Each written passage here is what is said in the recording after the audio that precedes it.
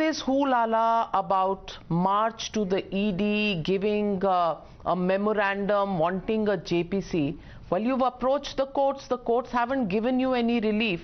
Doesn't this fly in the face of what is the actual agenda of the opposition? Are you really concerned about people, or are you scared of the investigations? That's what people of the country want to know.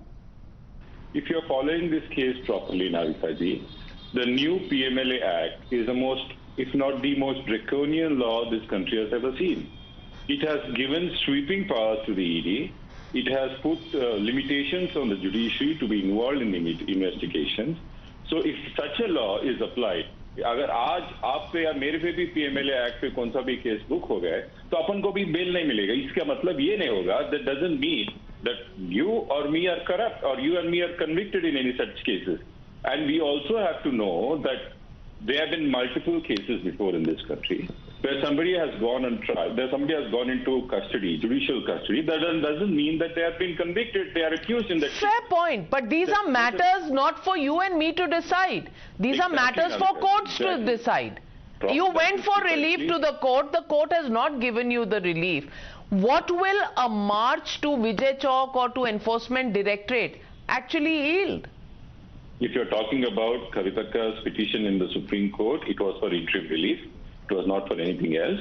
What has not been followed in the first time when she was into the investigation into the ED office, if you remember the Nalini Chidambaram case, there are certain guidelines to be followed by the investigating agency when it has to investigate a woman. And those guidelines were not followed. Quoting those guidelines, Kavitaka has gone to the Supreme Court asking for interim relief. That's okay. This thing happened. There's one last thing, Navika ji, if you all remember.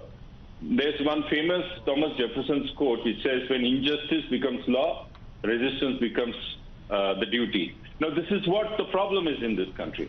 Injustice is everywhere. That is the reason resistance is needed. Well, Mr. Gaurav Bhatia, respond to the charge being made by Mr. Kartik Reddy.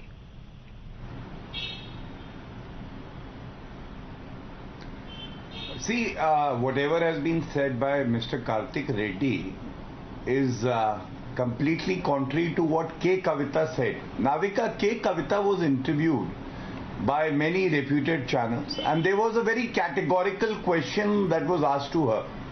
K. Kavita ji, do you have any links with Indo Spirits?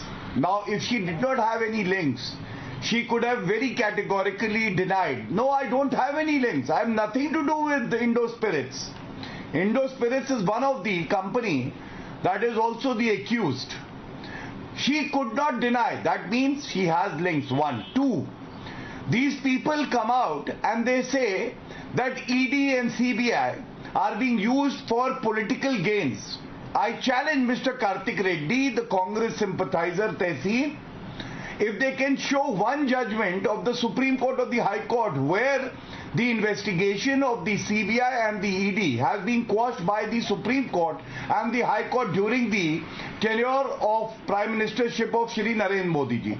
Third point, look at the contradiction.